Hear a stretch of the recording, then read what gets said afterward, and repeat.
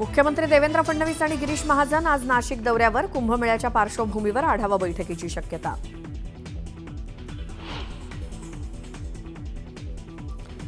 नागपुरातील 5 परिसरातली संचारबंदी उठवली तर 3 परिसरात संचारबंदीत शिथिलता.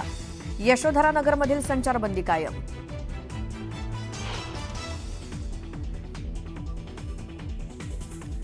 सुशांत सिंह राजपूत प्रकरणात सीबीआयकडून क्लोजर रिपोर्ट सादर. सुशांत सिंहचा मृत्यू हा आत्महत्याच असल्याचं रिपोर्टमधनं स्पष्ट.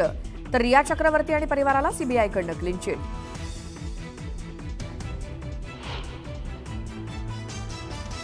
आदित्य ठाकरेंचं मुख्यमंत्री फडणवीसांना पत्र. मुंबईतील रस्त्यांच्या घोटाळ्याची चौकशीची मागणी करत शिंदेंवरती आरोप. काल भाजप आमदारांकडूनही सभागृहात रस्त्यांचा मुद्दा उपस्थित.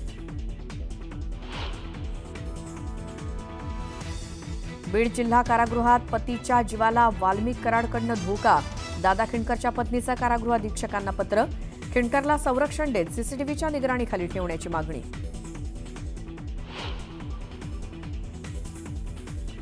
केंद्र सरकारकडून कांद्यावरील 20% निर्यात शुल्क रद्द. 1 एप्रिलपासून कांद्यावरची निर्यात शुल्क होणार 0. कांदा उत्पादक शेतकऱ्यांना मोठा दिलासा.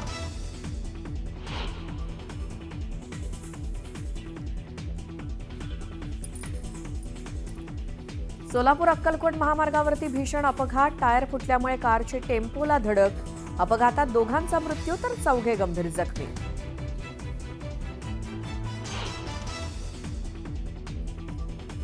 आणि रेल्वेच्या 3ही मार्गांवरती आज मेगा ब्लॉक. लोकल सेवेवर होणार परिणाम. वेळापत्रक पाहून प्रवास करण्याचं आवाहन.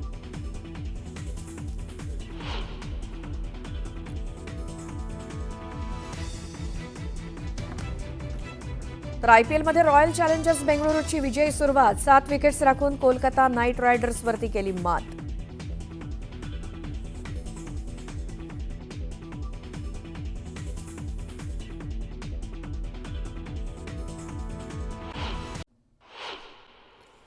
गेल्या 3 दिवसांपासून सोनं चांदीचे भाव कमी होत असून चांदीचे भाव 1200 रुपयांनी कमी झालेत. 28,100 रुपये प्रति किलोवर गेले. तसंच सोन्याच्या भावातही 600 रुपयांची घसरण झाली आहे. सोनं 88,400 रुपये प्रति तोळ्यावर गेले. मध्य हार्बर आणि पश्चिम मार्गावरील विविध अभियांत्रिकी आणि देखभालीच्या कामांकरता आज 3ही मार्गांवर मेगा ब्लॉक घेण्यात येणार आहे. त्यामुळे 3ही मार्गांवरील लोकल सेवेवर परिणाम होणार आहे. त्यामुळे प्रवाशांना लोकल प्रवास करताना वेळापत्रक पाहून नियोजन करावं लागणार आहे. शिधापत्रिका धारकांना आधार क्रमांक जोडण्याकरता अन्न आणि नागरी पुरवठा विभागानं 31 मार्चपर्यंत मुदतवाढ दिली आहे. ग्रामीण भागामध्ये अजूनही लाखो शिधापत्रिका धारकांना आधार क्रमांक जोडण्याकरता मोठं दिव्य पार करावं लागतं. आधार कार्ड धारकाचा फोटो जुना असल्यानं केवायसी करत असताना अनेक अडथळे येत आहेत. दरवर्षीचा मार्च किंवा एप्रिल महिन्याच्या पहिल्या आठवड्यामध्ये परीक्षा आटोपली की बच्चे कंपनी थेट मामाच्या गावी धूम ठोकते.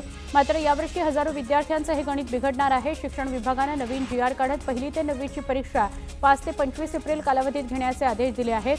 त्यामुळे पालकांसह मुलांचा हिरमोड झालाय. हिंदुस्थानी नौदलात अग्निवीर पदांची भरती केली जाणार आहे. या पदांकरता येत्या 29 मार्चपासून अर्ज भरण्यास सुरुवात होणार आहे. नौदलाकडून 2026 बॅच करता MR आणि SSR या पदांकरता भरतीसाठी अधिसूचना जारी करण्यात आलेली आहे.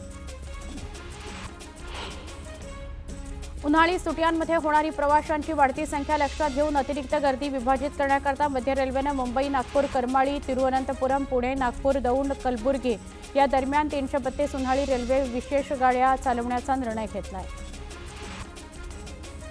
उन्हाळ्याच्या सुट्टीच्या कालावधीत प्रवाशांच्या नियमित रेल्वे गाड्यांव्यतिरिक्त उन्हाळी विशेष रेल्वे गाड्या चालवण्यात येणार आहेत. त्याचबरोबर नांदेडला जाण्याकरता मध्य रेल्वेच्या मुंबई विभागातून गाडी धावणार आहे. या रेल्वे गाडीच्या 24 अतिरिक्त फेऱ्या होतील. त्यामुळे मध्य रेल्वेनं चालवलेल्या उन्हाळी विशेष गाड्यांची एकूण संख्या आता 356 झाली आहे. सागरी किनारा प्रकल्प अर्थात कोस्टल रोड हा मुंबई महापालिकेकरता येत्या काळात खर्चिक ठरणार आहे. या प्रकल्पाच्या देखभालीकरता पालिकेला वार्षिक 200 कोटींचा खर्च येणार आहे. कोस्टल रोडवर वाहतूक नियमाची अंमलबजावणी करण्याकरता मुंबई महापालिकेकडून कॅमेरे बसवण्यात येत आहेत. हे कॅमेरे मे 2025 पर्यंत कार्यान्वित होणार असल्याची माहिती उपमुख्यमंत्री एकनाथ शिंदे यांनी अर्थसंकल्पीय अधिवेशनामध्ये दिली. वैद्यकीय शिक्षण विभागाच्या अखत्यारीतील सगळ्याच रुग्णालयांमधील डॉक्टर 2.5 वर्षांपासून रुग्णांची माहिती हाताने लिहित आहेत. वैद्यकीय महाविद्यालयाशी संलग्न रुग्णालयामध्ये आरोग्य व्यवस्थापन माहिती प्रणाली सध्या बंद आहे. ही यंत्रणा सुरू करण्याकरता आवश्यक असणाऱ्या हार्डवेअर खरेदी करता वैद्यकीय शिक्षण विभागाने अखेर मान्यता दिली आहे. डॉक्टरांची हाताने लिहिण्यापासून सुटका होण्याची शक्यता आहे. पुण्यातील अनेक भागांमध्ये पाणी पुरवठा आज विस्कळीत होण्याची शक्यता आहे. वारजे इथं मुख्य जलवाहिनी फुटल्यानं हा जलवाहिनीचं काम करण्यात येणार आहे. यामुळे शहराच्या अनेक ठिकाणचा पाणी पुरवठा होणार आहे विस्कळीत. पुणे पोलीस ऑपरेशन ॲट 100 ही विशेष मोहीम राबवणार आहेत. नागरिकांच्या समस्यांना निराकरण करण्याकरता तक्रार निवारण दिन, पोलीस ठाण्याची स्वच्छता, बेवारस वाहनांचा लिलाव असे विविध उपक्रम राबवण्यात येणार आहेत.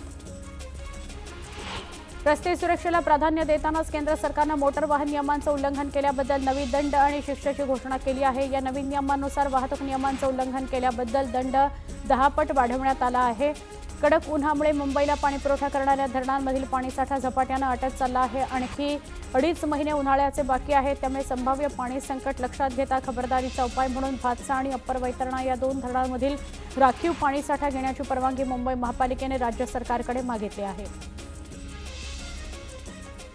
राज्यात उच्च सुरक्षा नोंदणी क्रमांक पाटी बसवण्याकडे नागरिकांनी विविध कारणानं पाठ फिरवली आहे. त्यामुळे सगळ्याच जिल्ह्यात आणि शहरात पाट्या लावण्यासाठीचं फिटमेंट सेंटर वाढवले जाणार आहेत. परिवहन आयुक्त कार्यालयाकडून तसा आदेश शनिवारी राज्यातील सगळ्या RTO कार्यालयांना मिळाला आहे. उत्पादकांची FRP एकरकमी देण्याचा कायदा आणि त्या संदर्भात न्यायालयानं दिलेल्या आदेशामुळे साखर उद्योगापुढे नवं संकट उभं राहिलं आहे. देशातील ऊस उत्पादकांच्या थकीत FRPचा आकडा 15,505 कोटी रुपयांवर गेलाय. एकीकडे कायद्याची टांगती तलवार, दुसरीकडे आर्थिक डबघाई. यामुळे साखर कारखान्यांपुढे रक्कम उभी करण्याचं मोठं संकट आहे. मुंबई विद्यापीठाचा 2025-26 या वर्षाचा 968 कोटी 18 लाख रुपयांचा अर्थसंकल्प सिनेट बैठकीत मंजूर करण्यात आला. विद्यापीठानं यंदा 147 कोटी 63 लाख रुपयांच्या तुटीचा अर्थसंकल्प मांडला. यंदा विद्यापीठाची अर्थसंकल्पीय तरतूद 13% वाढली आहे. सावित्रीबाई फुले पुणे विद्यापीठाचा 2025-26 या आर्थिक वर्षाकरता एकूण 566 कोटी रुपये जमेचा आणि तब्बल 648 कोटी रुपये खर्चाचा अर्थसंकल्प सादर करण्यात आला. अर्थसंकल्पामध्ये एकूण 82 कोटी रुपयांची तूट दर्शवली असून गेल्या वर्षीच्या तुलनेत 17 कोटी रुपयांनी ही तूट कमी झाली आहे. चिंचवड इथल्या बहिणाबाई चौधरी प्राणी संग्रहालय नूतनीकरण आणि सुशोभीकरणाकरता 9 वर्षांपासून ती बंद आहेत. आतापर्यंत 20 कोटी रुपये खर्च करण्यात आलेत. आणखी 1.25 वर्ष हे संग्रहालय खुलं होण्याकरता पर्यटकांना प्रतीक्षा करावी लागणार आहे. गेल्या 2 वर्षांपासून जागतिक आणि देशातील हवा प्रदूषणात उरणची अव्वल क्रमांकावर नोंद होऊ लागली आहे. मात्र काही दिवसांपासून यामध्ये सुधारणा झाली असून शुक्रवारी हा हवा गुणवत्ता निर्देशांक 59 अंकांवर होता. या अंकात सातत्यानं सुधारणा होत आहे. त्यामुळे वातावरणही आल्हाददायक झालेलं आहे. मुंबईतील सगळ्या 13,79,083 झोपडपट्टीवासियांचं बायोमेट्रिक सर्वेक्षण पूर्ण करण्याकरता झोपडपट्टी पुनर्वसन प्राधिकरणानं निविदा काढून महापालिकेच्या प्रभागनिहाय सर्वेक्षण संस्थांची नियुक्ती करण्याचं ठरवलं. आतापर्यंत 40% बायोमेट्रिक सर्वेक्षण पूर्ण झालं असून उर्वरित 60% पूर्ण करण्याकरता एकाच वेळी अधिक संस्थांची नियुक्ती करण्याचा निर्णय प्राधिकरणानं घेतला आहे.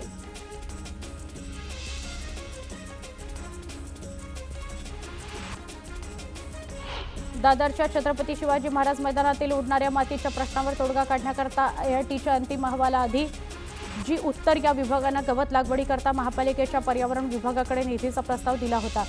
पर्यावरण विभागानं त्याकरता 80 लाख रुपयांचा निधी मंजूर केला. निधी मिळताच टप्प्याटप्प्यानं रहिवाशांना विश्वासात घेऊन गवताची लागवड केली जाणार आहे.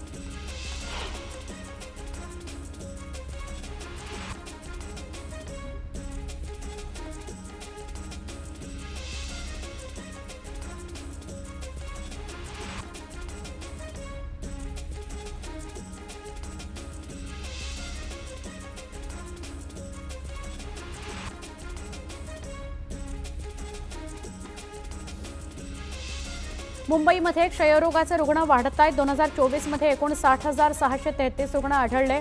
त्यापैकी 53,638 रुग्ण मुंबईत वास्तव्यात आहेत. एकूण रुग्णांपैकी 38% हे फुफ्फुसाव्यतिरिक्त क्षयरोगाचे रुग्ण आहेत. 6% बालरुग्ण आहेत तर 9% हे औषध प्रतिरोधक रुग्ण असल्याची माहिती पालिकेच्या आरोग्य विभागाने दिली आहे. राज्यात वाहन विक्रीकरता आवश्यक असलेले व्यवसाय प्रमाणपत्र नसलेल्या वाहन वितरक आणि उत्पादकांवर कारवाई करण्यास राज्य परिवहन विभागाने सुरुवात केली. त्यानुसार मुंबईतील मुंबई सेंट्रल, वडाळा, अंधेरी, बोरिवली आणि पुणे या कार्यालयाच्या कार्यक्षेत्रात विशेष तपासणी मोहीम राबवण्यात आली. त्यानुसार व्यवसाय प्रमाणपत्र नसलेल्या 36 वाहन विक्रेत्यांवर कारवाई करण्यात आली, तर 34 वाहनं जप्त करण्यात आली. नवी मुंबई महापालिकेनं मालमत्ता करावरील थकीत रकमेवरील विलंब शुल्क आणि दंडात्मक रकमेवर अभय योजना सुरू केली असताना दुसरीकडे पाणी देयकांवरील विलंब शुल्क आणि दंडात्मक रकमेवर 50% सूट देण्याबाबतची अभय योजना लागू आहे. 31 मार्च 2025 पर्यंत ही अभय योजना लागू असेल.